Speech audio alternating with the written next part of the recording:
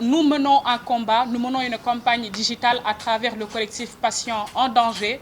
Et je pense qu'il serait important parfois de faire quelques précisions parce que nous ne sommes en guerre contre qui que ce soit. Ce n'est pas un combat contre les médecins, un combat contre les infirmiers ou un combat contre les sages-femmes. Le mal est profond. C'est un combat que nous menons contre un système qui est défaillant. C'est le système lui-même qui est malade. Donc, le problème est systémique et il nous faut une solution systémique.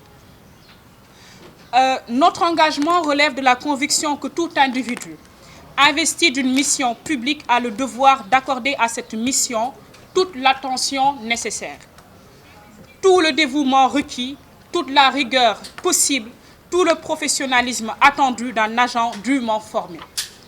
Nous ne devons tolérer aucune négligence ou manque de sérieux dans l'exercice des fonctions et responsabilités attribuées à une position quelconque.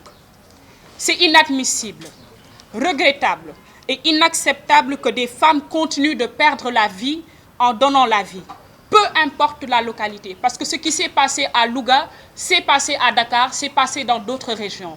Une région comme Kolda est restée pendant des mois sans avoir un gynécologue.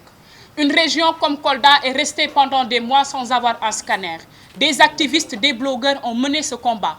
Donc, très souvent, c'est des mots auxquels aujourd'hui la société fait face et des personnes, des citoyens actifs qui se sont engagés auprès de cette communauté se dressent pour mener ces combats. Et c'est la raison pour laquelle nous avons mis en place ce collectif dénommé Patients en danger. Aujourd'hui, la situation de cette Covid nous a prouvé, nous a montré toutes les limites de notre système de santé et en fait, de la situation chaotique de notre plateau médical. Cette Covid, elle est venue, elle nous a mis face à nous-mêmes et nous a montré que nous ne pouvons compter que sur nous-mêmes. Parce que même là, les privilégiés qui d'habitude prennent l'avion pour aller se soigner ailleurs sont obligés de rester au pays. Et ça nous met face à nous-mêmes. Et nous lui avons dit donc, Monsieur le Président, peut-être que l'une des choses positives de cette Covid, c'est de nous amener à se dire qu'il est important que dorénavant, on se penche sur la question de notre système de santé. Et la dynamique, le collectif Patients en danger, s'est levé pour quand même poser un acte fort, que ce soit un acte citoyen encore une fois, que des citoyens qui disent à l'autorité qu'il est important de s'arrêter c'est un problème structurel. Il ne peut pas être réglé par du saupoudrage. Ce n'est pas possible. Un problème structurel ne peut pas être réglé par du saupoudrage et du taf-yungle. Parce qu'après, on est toujours rattrapé par notre taf-yungle. Et c'est ce qui nous arrive. C'est un cercle vicieux.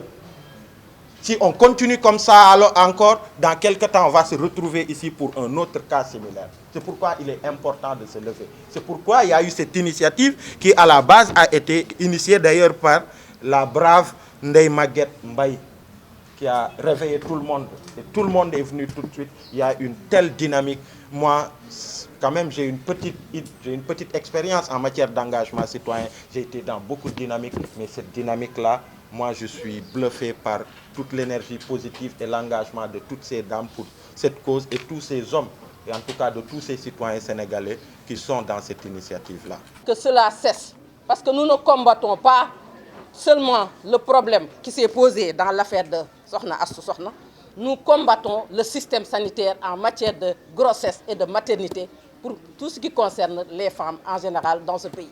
Parce que nous ne pouvons plus tolérer qu'une femme qui accouche puisse monter des escaliers, comme vient de le dire l'honorable député, dans l'hôpital Le Dantec. Nous ne pouvons plus tolérer qu'une région, comme la région de Kolda, 3 départements, Médina Yoro Foulah, Kolda en lui-même, Vélingara, puisse rester des années sans avoir de gynécologue. Cela veut dire que si une femme doit faire une césarienne là-bas, on ne pourra pas lui pratiquer la césarienne parce que tout simplement, il n'y a pas de gynécologue. Ce n'est pas la sage-femme qui effectue la césarienne, c'est les gynécologues qui effectuent les césariennes. Donc pour tout ça, nous disons qu'il faudrait mettre le gouvernement du Sénégal, le système sanitaire, face à ses responsabilités. Donc je disais que l'AJS salue les mesures disciplinaires qui ont été déjà prises depuis hier, notamment le limogeage du directeur de l'hôpital et également la mise en demeure des 8 personnes qui étaient là-bas le jour où ce qui est arrivé à Sokhna Astou.